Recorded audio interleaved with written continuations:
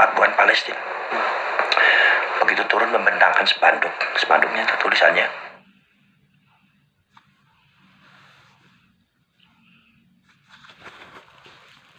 "Wahai orang-orang Palestina, jangan pupuskan harapan kami. Kami di Eropa diusir, di Jerman juga kami dibunuh. Kami ingin hidup bersama Anda, jangan pupuskan harapan kami." Akhirnya karena orang Palestina juga toleransinya besar. Kenapa toleransi besar? Karena hidup sudah semacam Bhinneka Tunggal Ika. Karena di sana di Palestina kan ada Masjidil Aqsa, ada Haikal Sulaiman, kan? Ada juga tapak-tapakannya para nabi, para rasul. Jadi diklaim oleh orang Yahudi, diklaim oleh orang Kristen juga, hidup bersama-sama bareng-bareng tanpa adanya bentrokan. Itu kan sudah lama. Maka toleransinya besar karena kalau mereka menganggap Yahudi, ya udah.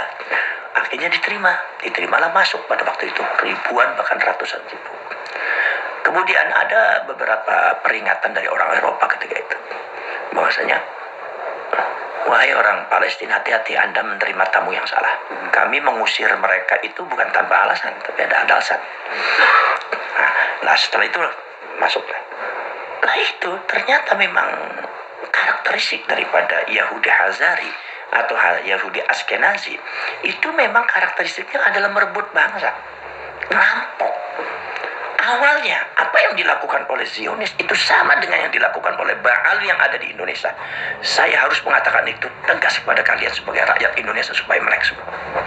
Itu sama. Apa? Pemalsuan makam, pengklaiman sejarah, dan pembuatan makam palsu.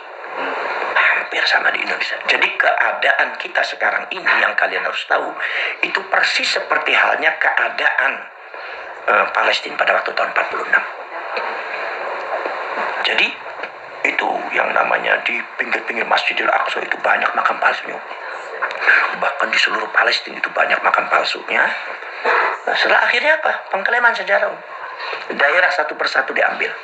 Bahwa ini daerah sesepuh kami. Ini adalah daerah leluhur kami. Sebelah sini.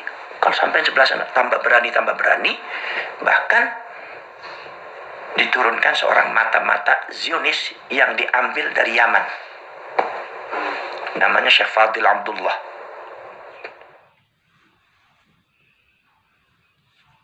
Orang Islam memang, tapi karakter Yahudinya luar biasa. Didatangkan oleh Zionis untuk memata-matai Palestina. 42 tahun jadi mata-mata Palestina gak ketuan. Kenapa? Di framingnya sebagai ulama besar, karena memang hafal Quran, pintar agama, ya, hadis, Quran, tafsirnya pintar, jadi muridnya banyak, muhibbinya kalau sini banyak lah, ribuan. Bahkan beliau sempat dijadikan imam besar Masjidil Aqsa. Rakyat semua tertutup matanya. Palestina teledor, Palestina ceroboh, Palestina dibutakan matanya oleh beliau. Karena beliau di brandingnya sebagai seorang waliullah ma'rifat billah, ketika melihat langit adalah melihat arasnya Allah, maka rakyat Palestina semua nggak ada yang berani. Subhanallah, nggak tahu kalau mereka itu mata-mata Zionis. Dan pada akhirnya tahun 84 ketahuan. Tapi setelah semua lini-lini di Palestina dikuasai. Dan hasil daripada Syekh Fadil Abdullah, seorang yang di branding sebagai waliullah tapi nyata-nyata Zionis, mata-mata Zionis untuk menyergap Palestina, itu adalah jasanya adalah menjadikan Palestina sekarang generasinya menderita yang tidak ada kunjung tiba. Kenapa kita itu kita memberikan satu peringatan keras terhadap rakyat Indonesia? Karena itu cara-caranya hampir sama.